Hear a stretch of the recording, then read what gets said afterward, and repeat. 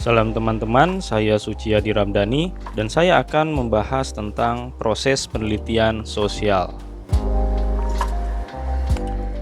Setelah sebelumnya kita mempelajari tentang apa itu penelitian dengan 3 poin utama yang menjadi rangkaian sebuah penelitian, lalu juga kita belajar tentang tujuan penelitian dan juga human inquiry, di mana kita perlu menyelidiki aspek-aspek yang ada dalam penelitian sehingga kita menghindari hal yang tidak perlu dilakukan dalam sebuah penelitian sosial khususnya. Dan tentu berikutnya adalah bagaimana cara kita melakukan penelitian yang akan saya jelaskan melalui pembahasan proses penelitian. Proses penelitian yang akan saya bahas mencakup 9 langkah utama dalam melakukan sebuah penelitian. Namun dalam pertemuan ini saya akan membahas 3 langkah awal yang harus dilakukan oleh calon peneliti sebelum ke lapangan gitu untuk meneliti, bahkan sebelum membuat suatu proposal penelitian. Karena tentu mencari ide untuk meneliti itu tidak selalu mudah, bahkan perlu ada pendalaman-pendalaman lebih lanjut, dan itulah yang akan saya jelaskan di pertemuan kali ini. Langkah pertama yang bisa kita lakukan adalah mengidentifikasi masalah penelitian. Jadi, sebelum kita menulis proposal penelitian atau lebih jauh lagi melakukan penelitian di lapangan, kita harus mengidentifikasi terlebih dahulu masalah apa yang akan kita angkat dalam penelitian. Tentu masalah penelitian ini dapat dirumuskan dari gejala-gejala empiris. Seperti contoh dari apa yang kita amati ya di sekeliling kita, dari yang didapat melalui media sosial atau media-media lainnya, bahkan juga dari apa yang kita baca ya melalui kajian-kajian literatur. Itu setidaknya bisa menjadi inspirasi bagi kita dalam menemukan masalah penelitian.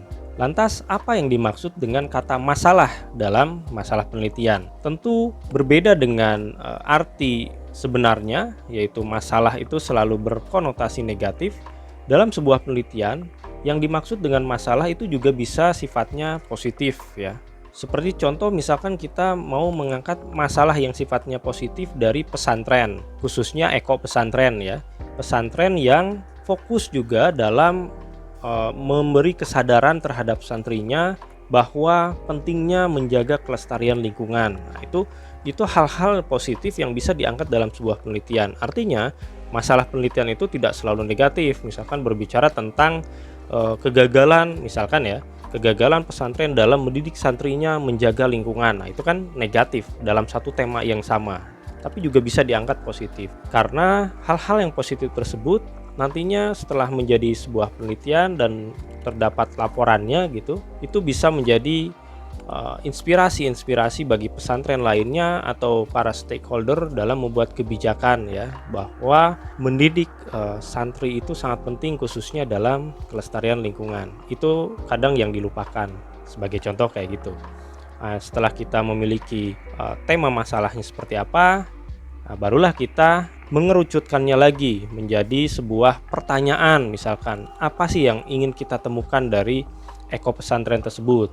Misalkan cara-cara mereka mendidik santri-santrinya gitu ya, sehingga mereka bisa memiliki kesadaran yang tinggi terhadap lingkungan, atau media-media apa saja gitu ya yang sekiranya bisa dilakukan oleh para gurunya di sana, para ustadznya, para kiainya gitu ya, media-medianya. Atau contoh lain, misalkan ilmu Al-Quran dan tafsir akan melihat ayat-ayat tentang lingkungan yang ternyata bisa menginspirasi ya, memanifestasikan sebuah ayat tentang lingkungan menjadi gerakan-gerakan sosial lingkungan yang justru bisa bermanfaat untuk santri itu sendiri, juga untuk pesantrennya sendiri. Jadi tidak hanya mengajarkan agama sebagai sebuah teks, tapi juga memanifestasikan atau memberikan aspek praktiknya gitu ya kepada santri, bahwa ini yang dimaksud ayat-ayat tersebut.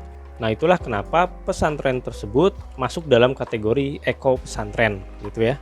Setelah kita mengetahui lebih detail lagi tadi, mengerucut, masalah yang diangkat, kita harus tahu dulu tujuannya kita mengangkat masalah itu mau bagaimana. Jadi kita mulai memilih-milih nih, ibarat kata kita mau ke suatu tempat, kita mau milih dulu mana jalur yang tercepat, mana yang paling nyaman gitu ya, menggunakan mobil kah, menggunakan motor kah. Ketika kita menggunakan mobil yang seperti apa. Ketika kita mau menggunakan motor yang seperti apa gitu ya untuk mencapai tujuan tersebut. Di sini saya membagi menjadi 4 sebenarnya tujuan dari mengangkat suatu masalah tersebut yang akan mengarahkan kita pada suatu tema-tema tertentu dalam sebuah penelitian.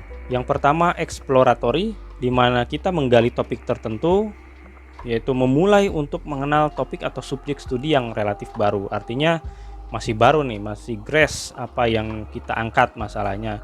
Seperti contoh eksplorasi tentang sistem dan implementasi pendidikan eko pesantren tadi misalkan. Jadi mau melihat sistem dan implementasi pendidikannya seperti apa, yang justru inspirasinya dari ayat suci Al-Quran itu gitu ya. Kalau yang tujuannya deskriptif, itu tentu hanya menggambarkan situasi dari peristiwa yang aktual ya. Ya sebagai contoh misalkan penelitian tentang komunitas pemuda hijrah di suatu tempat kayak gitu ya, sebagai contoh. Lalu explanatory. Kalau explanatory ini sifatnya lebih menerangkan, misalkan faktor-faktor pengaruh. Apa yang mempengaruhi kiai tersebut membuat atau membangun yang namanya eko pesantren ya. Apa? Nah, itu faktor-faktor pengaruh, explanatory. Kita akan menjelaskan itu gitu. Nah, dalam sebuah penelitian tentu bisa kita gunakan keseluruhannya dari tujuan ini, atau juga kita bisa secara fokus mengambil salah satu tujuannya. Bisa exploratory, deskriptif, atau explanatory. Yang terakhir tujuannya itu end user. End user ini lebih sifatnya yang bekerja sama risetnya ya. Jadi riset yang memang dibutuhkan oleh misalkan suatu kementerian, suatu lembaga, atau bahkan perusahaan, sehingga kita melakukan penelitian itu atas kebutuhan usernya seperti apa. Langkah yang kedua yaitu meyakinkan masalah penelitian itu dapat dikaji. Jadi ada beberapa hal yang perlu kita perhatikan ya, sebelum nanti justru membingungkan diri sendiri ketika membuat suatu proposal, atau bahkan lebih jauh lagi di tengah-tengah penelitian gitu ya, proses penelitian. Kita harus punya pertanyaan yang mendalam, seperti apakah masalah penelitian yang dirumuskan memang ada? Jangan-jangan masalahnya itu masalah yang fiktif, tidak ada, lalu kita mau kaji gitu. Nah, itu tidak bisa, baik itu secara teoritis maupun secara praktis. Yang kedua, apakah penelitian yang akan dilakukan itu bernilai? Jadi penelitian ini bakal memberikan pengetahuan baru atau tidak? Apakah manfaatnya lebih besar dari studi yang lain?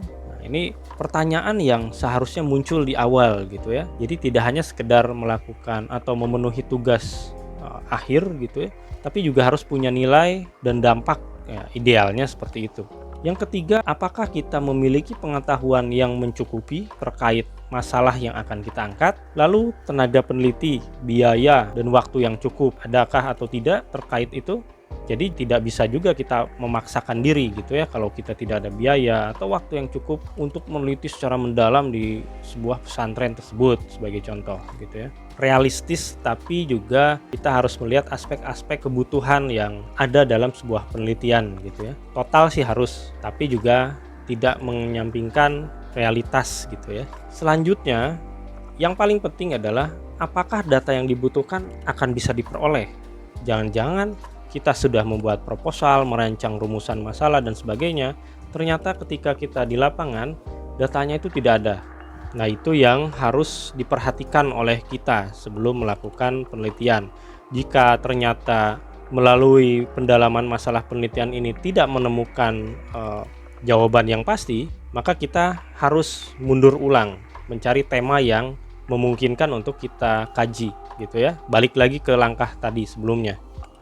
Sebaliknya, jika kita sudah yakin terhadap apa yang mau kita kaji tadi melalui proses-proses pertanyaan yang banyak itu, kita bisa melakukan ke langkah berikutnya, yaitu pendalaman masalah penelitian ya. Nah, yang pertama tentu melakukan kajian kepustakaan yang relevan dengan masalah penelitian. Terkadang kita baru buka buku itu justru setelah kita punya masalah penelitian, lalu kita telah membuat suatu proposal baru buka buku.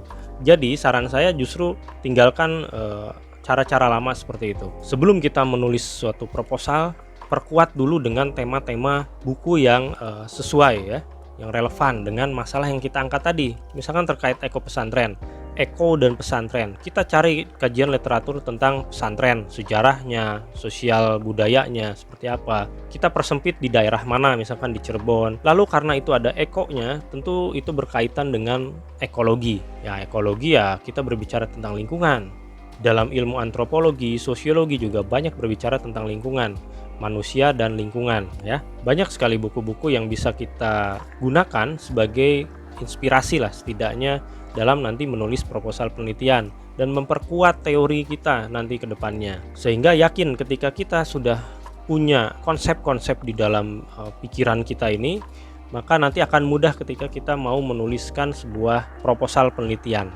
Literatur yang relevan tersebut bisa berupa buku teks, buku laporan penelitian terdahulu ya, itu penting. Juga jurnal-jurnal ilmiah tentunya yang wajib ada dalam sebuah penelusuran ya, terutama fokus pada masalah penelitian yang diangkat. Langkah ini merupakan langkah penting sebenarnya yang harus dilakukan karena kajian literatur ini akan memberikan pengetahuan dan pemahaman kepada peneliti ya, khususnya ketika akan membangun kerangka pemikiran nanti, sehingga timbullah proposisi-proposisi gitu ya. Jadi jangan lewatkan langkah yang ketiga ini ya, pendalaman masalah penelitian, supaya nanti kita nggak bingung ketika mau menulis apa gitu ya. Inspirasi itu bisa didapat dari membaca buku salah satunya, dan yang relevan saja. Jadi mulai baca bukunya yang relevan dengan masalah penelitian. Kalau bisa dari sekarang, dari semester berapa 6 ya, itu bisa mulai mencari-cari tema penelitian, masalah apa yang diangkat, lalu juga buku-buku apa atau jurnal-jurnal ilmiah apa yang terkait dengan